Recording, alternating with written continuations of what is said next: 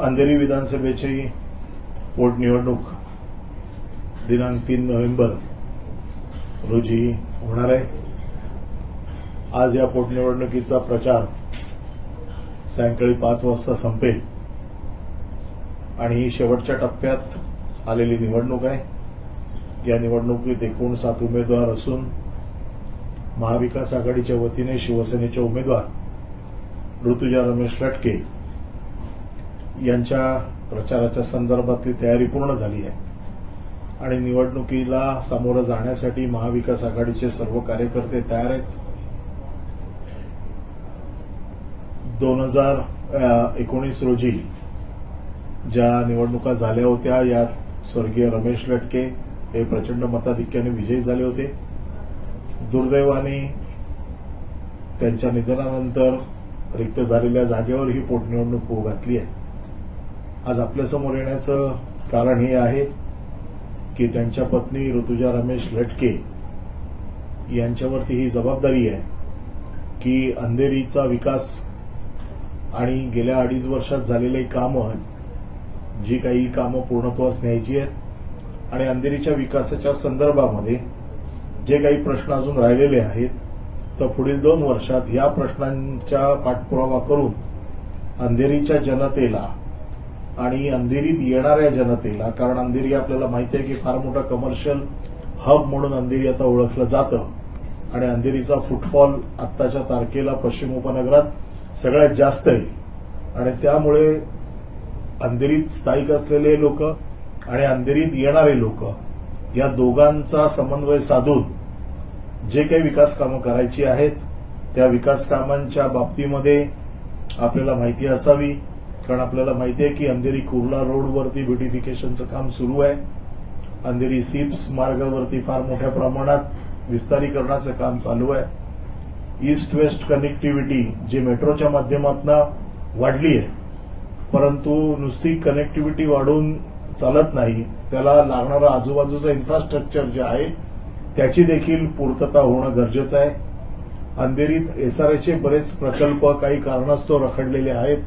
या रखडलेल्या प्रकल्पांच्या पाठीशी जाऊन महाविकास आघाडीने काही नवीन नियम बनवले होते, परंतु त्याची अजून अंमलबजावणी झालेली नाही, त्यामुळे काही लोकांचे प्रश्न अजूनही बाकी आहेत। अंधेरीत एक प्रस्तावित पोलीस कॉलनीमध्ये स्पोर्ट्स कॉम्प्लेक्स आहे।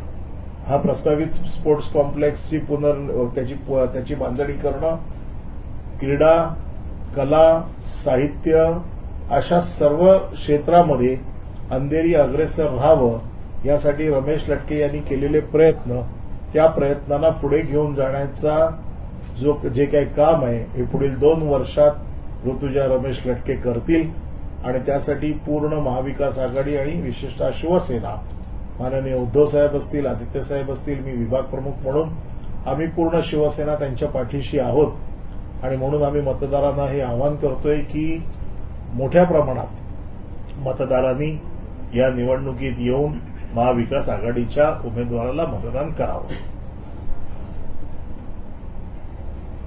सर, असा एक प्रचार होताना पाहायला मिळते की ऋतुजा लटके यांना मत न देता नोटांवर जास्तीत जास्त मतदान होईल अशी शक्यता इकडे वर्तवली जाते। तशा प्रकारच्या ऑडिओ क्लिप मध्यंतरी व्हायरल झाल्या होत्या, तर हे प्रकार रोखण्यासाठी किंवा हे प्रकार होतील का, काय वाटतं? आमच्याकडे जी माहिती आलेली आहे त्या माहितीमध्ये असं आम्हाला कळतंय की काही लोकांना पैसे देऊन नोटांची बटणं दाबण्यासाठी लोकांना नोटा दिल्या जात आहेत। म्हणजे नोटा आणण्याचं कारण असं आहे की नोटाचा वापर कमी व्हावा, प्रत्यक्षात नोटांचा वापर कमी व्हावा, परंतु नोटांचा वापर नोटासाठी केला जातोय अशा पद्धतीची माहिती आम्हाला दररोज मिळते आहे। या संदर्भात आज मी निवडणूक आयोगाकडे आणि पोलिसांकडे तक्रारी देखील केलेल्या आहेत। ज्या भागातनं अशा प्रकारची माहिती आम्हाला मिळते त्या भागाची नावं देखील आम्ही पोलिसांना आणि निवडणूक आयोगाला दिलेली आहे आणि आम्ही निवडणूक आयोगाला आवाहन केलंय की नोटा हा त्या माणसाचा अधिकार असतो, हा काय प्रचाराचा भाग नसतो। नोटा म्हणजे एखाद्या माणसाला जर कोणी उमेदवार योग्य वाटला नाही तर त्याने नोटाचं बटन दाबायचं असतं, हा त्याचा मूलभूत अधिकार असतो, त्याचा प्रचार करता येत नाही आणि अशा प्रकारच्या प्रचार करणाऱ्या क्लिप्स आमच्या हाती लागलेल्या आहेत, त्या देखील आम्ही निवडणूक आयोगाला दिलेल्या आहे। माझी पूर्ण खात्री आहे की निवडणूक आयोग याच्यावरती तातडीने कारवाई करेल आणि अशा प्रकारच्या कारवाईमध्ये जर कोण आढळलं तर त्याच्यावरती सक्त कारवाई केली जाईल अशा प्रकारची मागणी मी पोलिसांकडे देखील केलेली आहे आणि निवडणूक आयोगांकडे देखील केलेली आहे. कोण आपण करताय जर यामागे कोण आहे? या ठिकाणी भारतीय जनता पार्टीने आपला उमेदवार मागे घेतला, मात्र उमेदवाराच्या निकटवर्तीयांकडनं अशा पद्धतीच्या गोष्टी केल्या जातात, लोकांना नोटासाठी त्यांना प्रवृत्त केलं जातं, तर कुठतरी ही दुटप्पी भूमिका म्हणता येईल का? एकीकडे फक्त ही मला असं वाटतं, कारण काय मी जे काही व्हिडिओ बघितले त्याच्यामध्ये आरपीआयचे पदाधिकारी उघडपणे याचा प्रचार करतायत आणि तशा प्रकारच्या क्लिप्स आमच्याकडे आलेल्या आहेत. आरपीआय हे त्यांच्या बरोबरीने असलेला पक्ष आहे, ज्या पक्षाचं समर्थन भारतीय जनता पक्षाला आहे आणि त्यामुळे मला असं वाटतं की एका बाजूने सहानुभूती, एका बाजूने सुसंस्कृतपणा, महाराष्ट्राची परंपरा, महाराष्ट्राचे इतिहास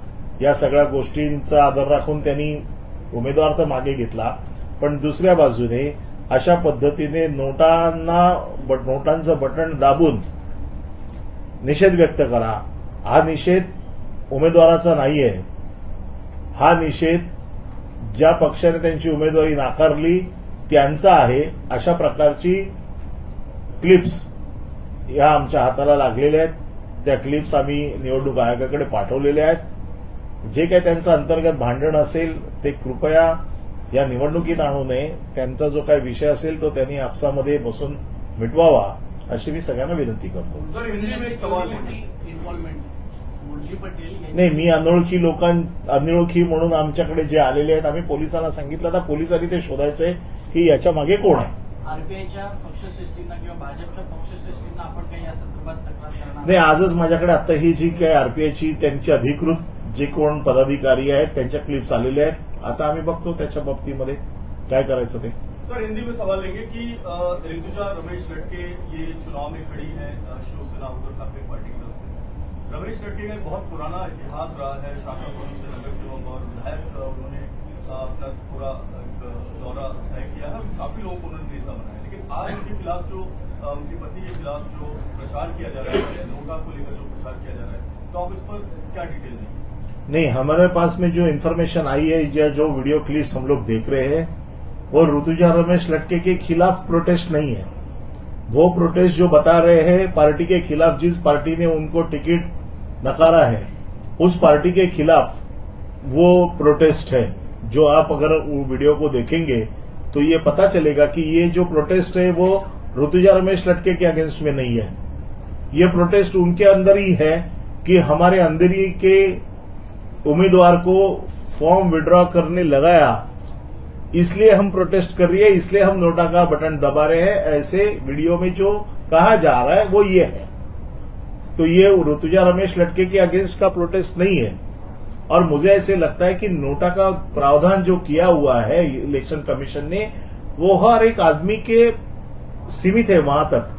अगर मुझे कोई उसमें से उम्मीदवारों में से कोई अगर ठीक नहीं लगता है तो मेरा अधिकार है नोटा का बटन दबाने का, लेकिन नोटा का प्रचार नहीं हो सकता है कि आप नोटा का बटन दबाओ करके, या नोटा पैसे देके कोई अगर नोटा का बटन दबाने लगाएगा तो ये गलत बात है.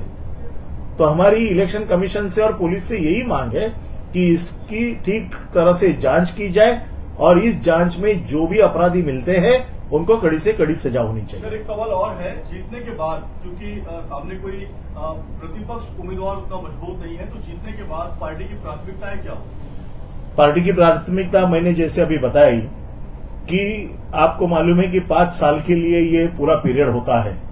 और पहले जब 19 में रमेश लटके जी जब चुन के आए थे तो उन्होंने अंधेरी के विकास के लिए जो अपने कार्यक्रम बताए थे उस वक्त, उसमें से कुछ कार्यक्रम हुए हैं, कुछ कार्यक्रम अभी आधे बाकी है. क्योंकि अंधेरी आज आप जानते हो कि कमर्शियल हब हुआ है, majority of the industries K offices Andheri में है और अंधेरी से घाटकोपर मतलब ईस्ट वेस्ट मतलब ईस्टर्न और वेस्टर्न को कनेक्ट करने का ये जो कनेक्टर है वो अंधेरी में है. इसलिए बहुत सारे स्थानिक लोगों के साथ में जो बाहर से कम्यूटर यहां पर आते हैं उनकी भी समस्या अंधेरी में है.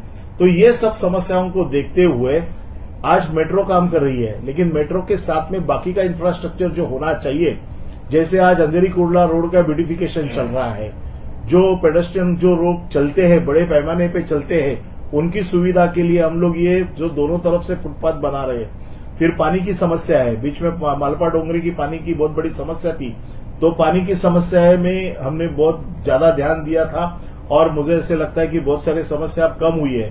तो ये जो आने वाले 2 साल जो बाकी है, इस 2 साल में ज्यादातर हमें रमेश लटके जी ने जो काम किया है और जो आधा अधूरा काम रह गया है उसको पूरा करना, और अंधेरी के लोगों को जो वचन रमेश लटके जी ने जो 2019 में दिया था वो पूरा करना, ये ऋतुजा रमेश लटके जी की प्राथमिकता रहेगी। और इसका कनेक्शन बीएमसी चुनाव से जुड़ेगा, क्योंकि ये सीट अगर जीतती है शिवसेना जिसकी संभावना बहुत ज्यादा है, तो बीएमसी चुनाव में इसका सीधा असर होगा। इसका तो बीएमसी चुनाव पे तो सीधा असर होने वाला ही है, क्योंकि महाविकास आघाड़ी पहली बार अपना प्रत्याशी उतार रही है और तीनों पार्टियों के वोट अगर साथ में आते हैं तो क्या हो सकता है ये बताने वाली ये इलेक्शन है। इसलिए इसके रिफरकेशंस तो आएंगे, जरूर आएंगे। अब इलेक्शन होती थी तो ज्यादा ठीक ढंग से पता चलता था, आज भी लोगों को ऐसे लग रहा है कि इलेक्शन होने वाला नहीं है। मैं आपके माध्यम से लोगों को ये अगवा करना चाहता हूं कि इलेक्शन है। आज भी लोग ऐसा समझ रहे हैं कि प्रत्याशी ने पीछे लेने की वजह से इलेक्शन होगा नहीं।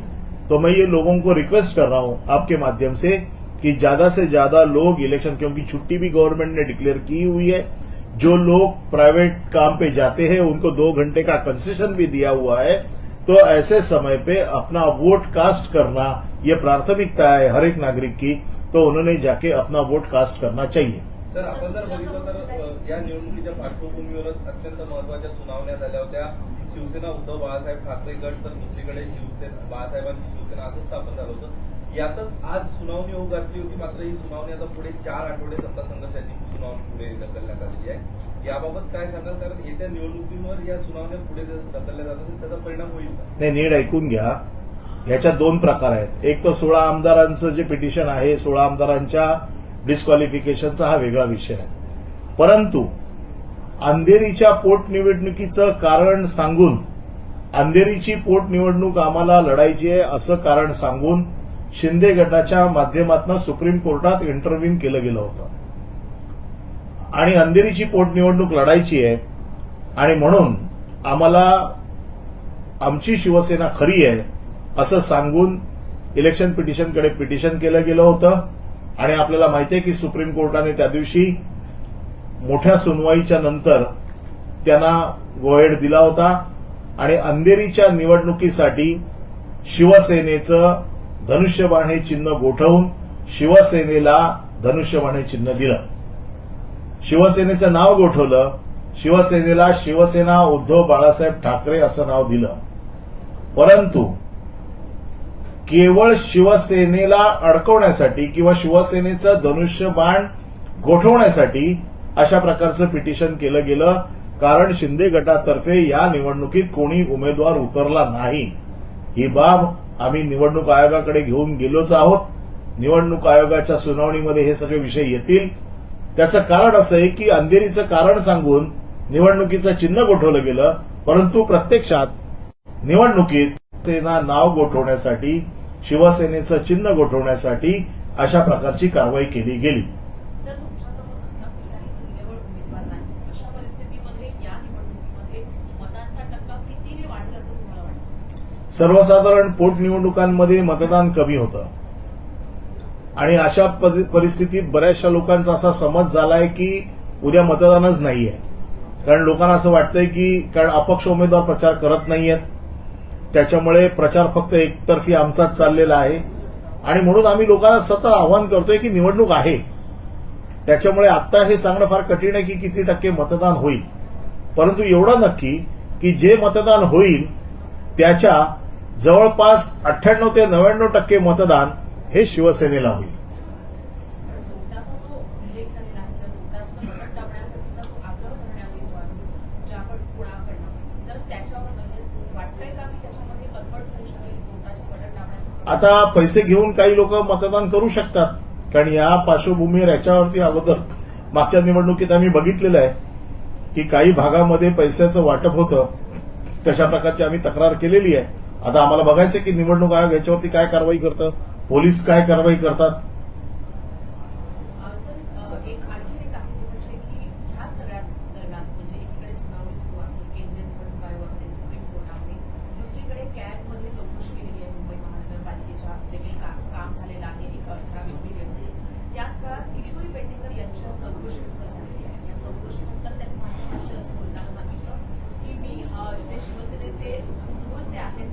एकनाथ शिंदे आणि त्याचबरोबर देवेंद्र फडणवीस यांच्या भेटीसाठी जाणार कसं बघता या सगळ्या भेटी या सगळ्या- नाही, विषय असा आहे की अशा प्रकारच्या चौकशा सुरू झाल्या म्हणजे समजायचं निवडणुका आल्या आणि या निवडणुकांच्या पार्श्वभूमीवरती या सगळ्या चौकशा चालू आहेत.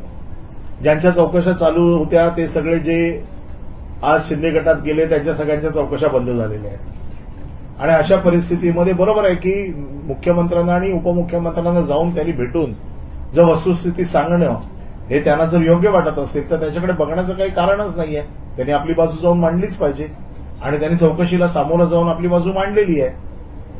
आणि अशा प्रकारच्या चौकशी कॅगचा रिपोर्ट हा काही वेगळा होत नाही. कॅगची चौकशी तर नेहमीच चालू असते. कॅगचं ते कामच आहे. कॅगची अशी वेगळी चौकशी लावता येत नाही. नीट समजून घ्या, लोकांना हे सगळे मूर्ख बनवण्याचे प्रकार आहेत. कॅगची अशी वेगळी चौकशी लावता येत नाही. कॅग ही चौकशी करतच असते.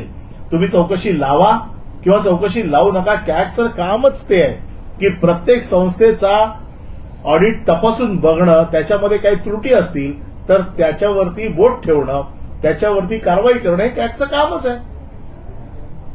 किशोरी पेडणेकर यांच्यावर दबाव दिसतोय शिंदे गटात जाण्यासाठी. अनेकदा असं झालेलं आहे याच्या आधी. किशोरी पेडणेकर आपल्याला माहिती आहे की शिवसेनेची लढवई तोफ आहे आणि प्रत्येक अशा तोफीला आपल्याकडे वळवण्याचा प्रयत्न हा सगळ्यांकडनं होणार आहे. आज किशोरी पेडणेकर त्यांना सडेतोड उत्तरं देत आहेत. प्रत्येक गोष्टीत त्या आघाडीवर आहेत. त्याच्यामुळे त्यांच्यावरती अशा प्रकारचा प्रयत्न केला तर काही नवल वाटायची काही गरज नाही.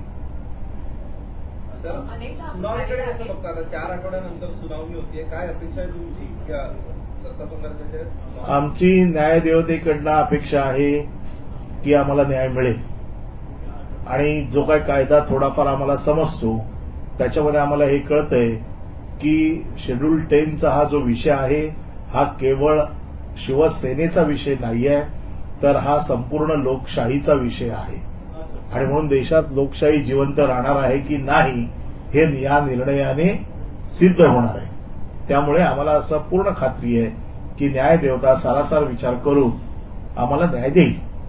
कॉम्प्युटर पॉईंट्स आहेत ज्याच्यावर डिस्कस व्हायला हवं असं वाटतं, ते तुम्ही कळवा असं दोन्ही बाजूंना सांगण्यात आले नाही. आपले कुठल्या मुद्द्यांवर आग्रह असेल, कारण याच्या आधी आपण अँटी पार्टीचा मुद्दा उचलला. असं आहे की याच्यामध्ये इश्यूज जे फ्रेम केलेले आहेत त्याच्यात माननीय सरन्यायाधीश रमण्णा साहेबांनी ऑलरेडी 8 का 7 मुद्दे दिलेले आहेत आणि ही जी काय आता जी सुनावणी होणार आहे ही केवळ त्या 7 ते 8 मुद्द्यांवरच होणार आहे. त्याच्या बाहेर कुठलाही मुद्दा या सुनावणीच्या साठी येणार नाही आणि म्हणून त्या 8 मुद्द्यांवरती आमचं म्हणणं आम्ही लेखी ऑलरेडी कळवलेलं आहे. याच्यावरती जी काही डिबेट व्हायची आहे ती खरं म्हणजे सुरू व्हायला पाहिजे होती. आता ठीक आहे, शेवटी कोर्ट आपल्या वेळेप्रमाणे काम करतं, परंतु ज्याही वेळेला ते ऐकलं जाईल निर्णय शिवसेनेच्या बाजूने येईल. सर, धनुष्य तुम्ही बाण ज्या पर पद्धतीने- सर, तुम्ही ज्या धनुष्य बाण पद्धतीने पर आप आरोप अपना क्लेम वापस देंगे सुप्रीम कोर्ट में, क्योंकि जिस तरह से इसके बारे में हमने कोई डिसीजन नहीं लिया है. उसकी पहली सुनवाई होने दो, फिर पार्टी हाईकमांड उसके ऊपर डिसीजन ले लेगी. तर तुम्ही ज्या पद्धतीने बाकीच्यांवरती आरोप करताय त्याच पद्धतीने अपक्ष उमेदवार देखील तुमच्यावरती आरोप करतायत. निवडणूक आयोगाला पत्र दिले, पोलीस स्टेशनला त्यांनी पत्र दिले. त्याची चौकशी करावी ना.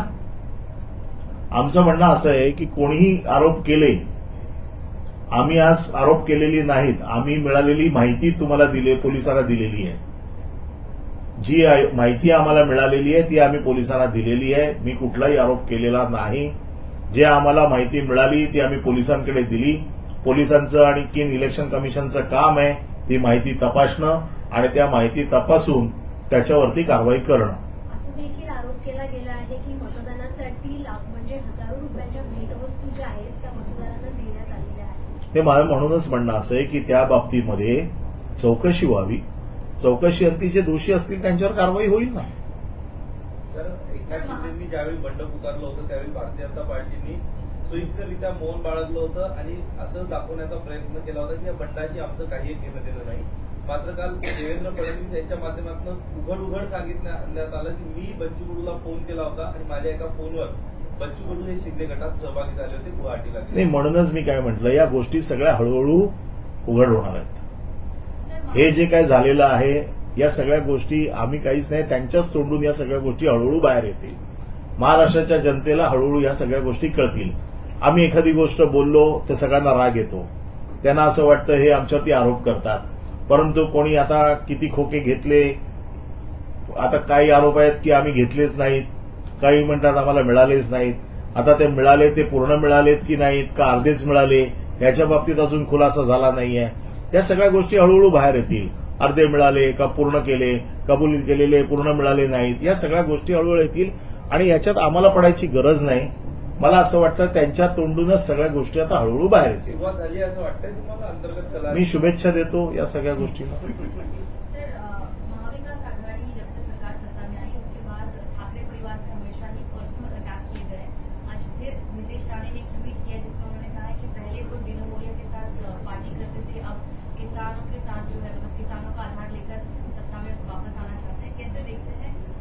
ये उसको हम देखते ही नहीं है. कैसे का सवाल ही नहीं, उसको देखते ही नहीं है.